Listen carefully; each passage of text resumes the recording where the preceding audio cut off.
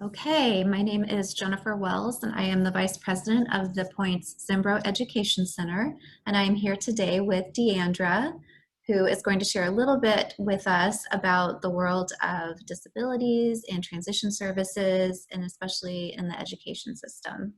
So Deandra, thank you for agreeing to do this interview with us. Thank you for having me. Yes. Would you mind telling us a little bit about what led you into the field that you're in and a little bit about the work that you do? Okay. I am a high school teacher of students with moderate and severe disabilities and the transition coordinator for our high school as well. And I think what sparked it for me to get in the field of special education was in high school being a peer tutor at my own high school. And so seeing students that I felt a connection with and really seeing a teacher who I felt like was making a difference in their lives. That kind of inspired me to do it on my own and get started in a high school around here. And it just kind of, I've loved it ever since I started. I took on a transition coordinator role a few years ago just because of beyond high school, that's even something I'm more passionate about. I love the older kids, of course, and but just getting them in that transition to go into real life and be prepared outside of school was really important to me. So I kind of fell into that transition role just because it was a passion of mine even further within special education. How long have you been in this field? I had been a special education teacher for 7 years now. What has working with people with learning or physical differences or both, what has that taught you? I think it's taught me to really push for the best in everyone, and that just because a person comes in knowing a certain set of skills doesn't mean that they can't expand upon those and learn more and improve. Just as you and I, I'm sure, are always trying to improve every day our lives, trying to be better at what we're doing. Mm-hmm. Students, whether they have disabilities or not, can do the same thing, and it's important for us as educators to push them, and as parents too, and as families of them, to really keep expecting more, because there's so much more that students and adults with disabilities or differences can do, but we don't see that unless we push them to go that extra step. And so it's just taught me that don't limit anyone, mm-hmm. Don't set low expectations for anyone, that really you'll be amazed by what they can learn. At this point in time, what are some of your biggest worries or concerns for the students that you support? I think making sure they're using that independence that we've learned in this sheltered school setting, like, mm-hmm. You know how to do this, go out into the world and show them that you can do this kind of thing. So carrying over skills into real life and life outside of the school, life outside of teachers pushing you and waiting for you to do what you've learned and show your knowledge.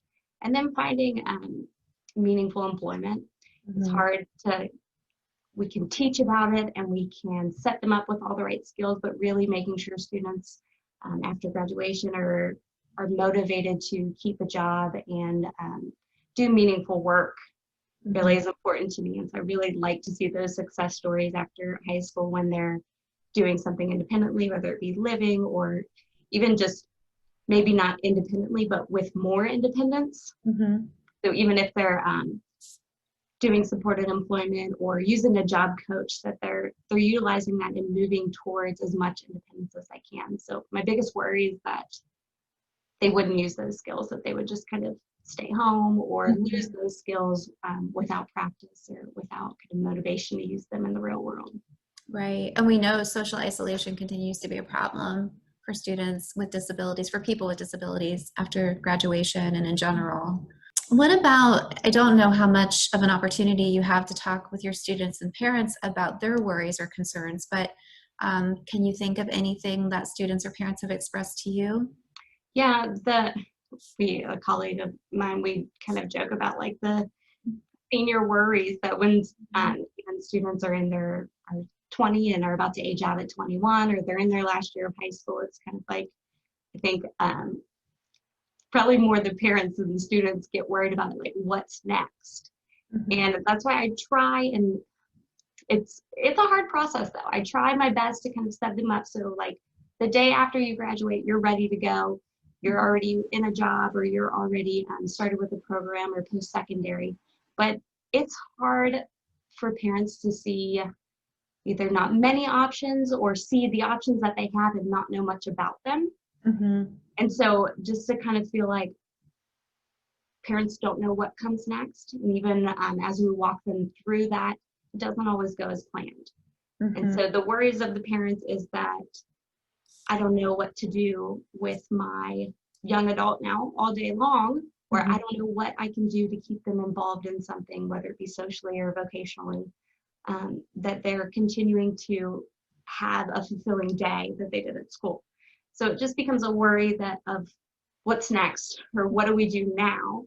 And so hopefully with the transition process and kind of vocational rehabilitation and just the services that are around, we can make parents more comfortable with that transition process and kind of ease some of the worries that here's your next step, here's your options, let's get started on them.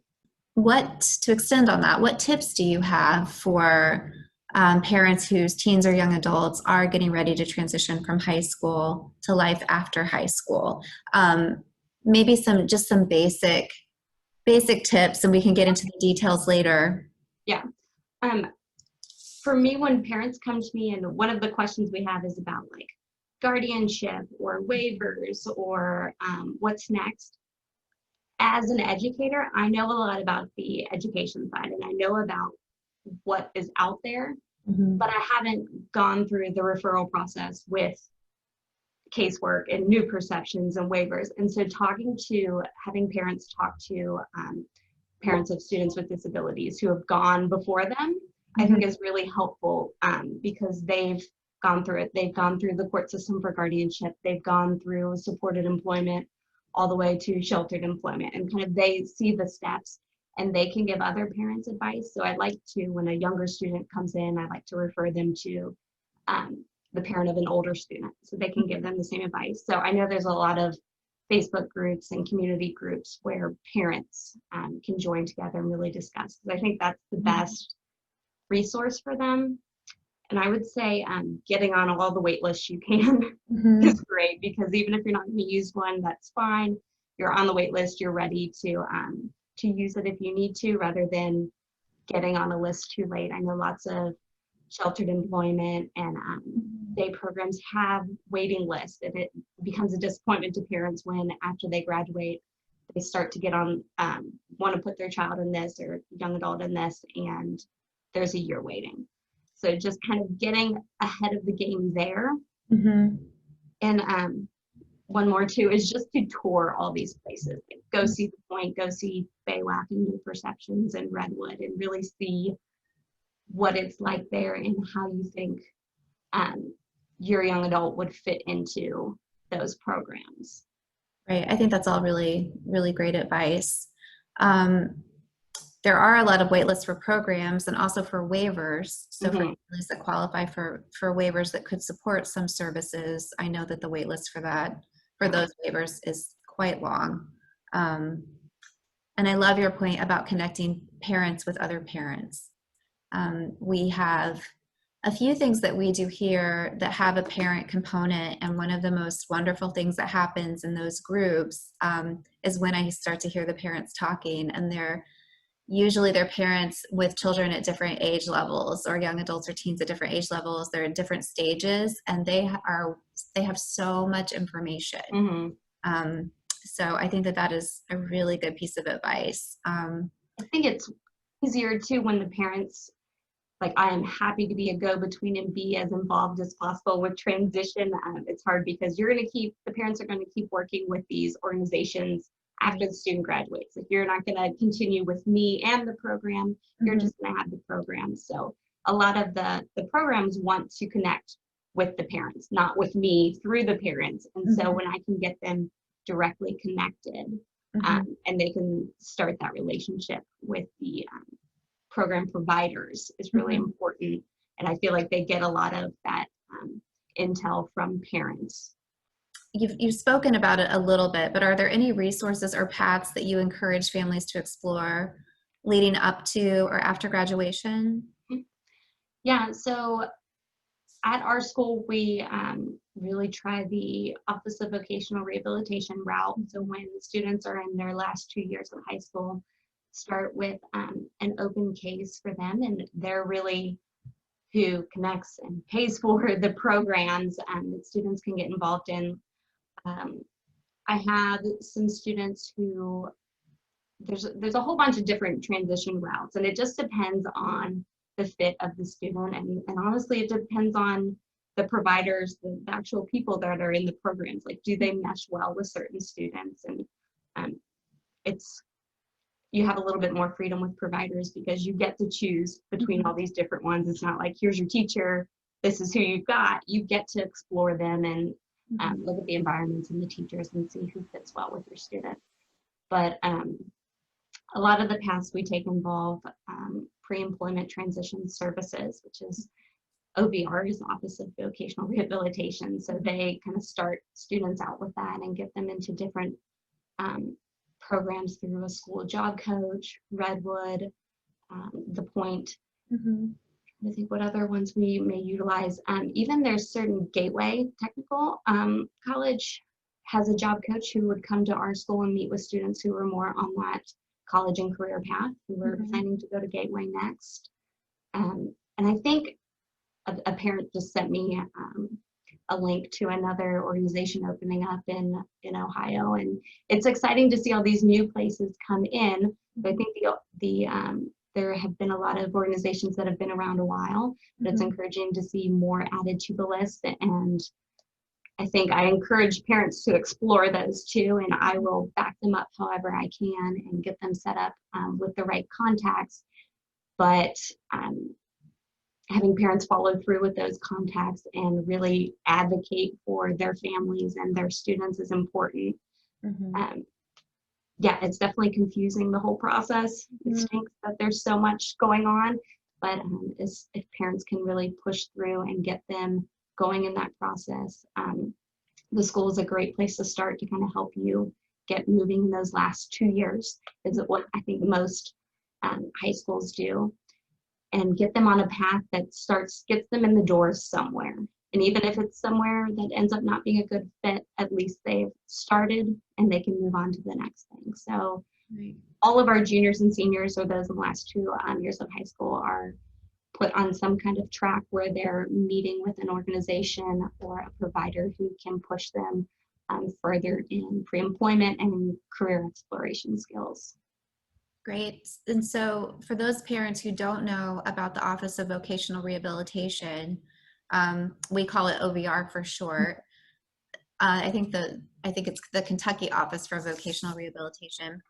But every state has an office. They go by different names, but basically that state is funded by or that office is funded by federal and state dollars. And the job of that office is to help people with a disability who want to be employed or gain skills around career or employment, be able to get the support that they need. So it doesn't matter what state you live in, there is an office that's similar. And I think what I've seen change in my career is which I think is a positive, is the move to help students a lot earlier, instead of waiting until people graduate and then trying to send them down the path of employment. Those pre-employment skills that students can be working on from a very early age are beginning to be supported through places like the Office of Voc Rehab. And also, to your point, I think it's really important for parents to know and students that they get to decide who their provider is going to be. They get to have that choice. So the message you should be hearing from your schools and after is to interview places. I think you spoke about that, and make sure that it feels like a good fit. And I think teachers and the student who had a behavior therapist and other people who have been in the area and involved with those organizations can help you with that too. Like, I've seen, I think the way our student acts or the next step forward for them would best fit with this provider, or I think their personality best fits with this provider. And so definitely use the teachers and the other people that are close to your student who know your student or young adult to see what they think would be a good fit. Right. And people or parents and families that have had experience with these providers are great resources just because they can give you insight on it. Mm-hmm. Yes. What would you like people who aren't familiar with disabilities to know?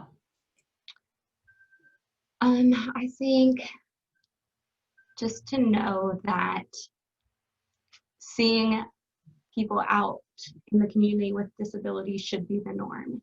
Going into a business place and seeing someone with a disability, or maybe you don't even know they have a disability, but people with disabilities in the workplace and in the community should be the norm. And it shouldn't be kind of this like, wow, look at what the movie theater's doing. They've got a student with Down syndrome working there. But it should just be like everyone in the community and the environment should be included and immersive, that it's not a big deal when you see one person with a disability working somewhere, just because I want it to be so normalized Mm-hmm. that there's more opportunities with people with disabilities, whether they're obvious or hidden disabilities. And I think a lot of people probably don't realize that either, that in their place of business, they probably are working with someone with a disability. And it's our goal too, as educators and transition consultants, to move them into a position that's not because of their disability they got this job, but because of their hard work and what they've learned and their determination that they've got this job, and they're comparable to any other employee there. Yeah. So really getting I want people to know that our students and our young adults are there to get involved. They're there to work just like everyone else. And hopefully all places of employment can kind of be included in that.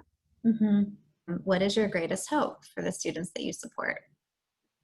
Yeah, my greatest hope is that they move on to do something fulfilling, whether it be college and then career, or maybe just college or just career, or maybe it's a day program where they're building relationships and making friends and continuing to learn. There's so many different paths, just like people without disabilities. There's so many different choices we can make after high school of where we want to go and what step we want to take next. And I want those same choices to be available for my students, and I want them to pursue them and not let anything hold them back. And I think having families that encourage them and push them, and that don't just kind of let them sit around or be lazy, like get into a program. There's something for everyone. There's education, there's employment, there's socialization. My biggest hope and dream is that everyone is involved in something when I talk to them a year after they've graduated or 5 years after they've graduated, that they can tell me something exciting in their life that's happened since graduation, and kind of something that they've been doing out in the community with them. Yeah, that's a great hope. Is there anything else that you would like to share with anyone who may be watching this? Transition is hard. That time of life for young adults is hard. That time is hard for parents. It's hard for educators. There's a lot going on. There's a lot of steps to take and a lot of different options. So don't get discouraged. There's a lot of paperwork. Just keep going. I encourage families to just keep going through it, and don't stop when you don't hear back from someone, or when you get turned down once, or you don't find the perfect fit. Keep going. There is something out there for everyone. You just have to look really hard and keep asking questions and being advocates for your individuals with disabilities. Yes, I think that last point is so important. It's okay to be a squeaky wheel. In this case, sometimes you have to. Right. I think that's been the families that have been most successful are the ones that I know have been pushing the whole time, and they're staying on top of it and really kind of nagging. I think I do that a lot too with providers that stay on it. Kind of be the voice for your student and encourage your student to be their own voice and make some decisions too. Yeah. Thank you so much. I really appreciate your time today. Thank you for having me. Hopefully this helps someone out there. I think it will. Thank you.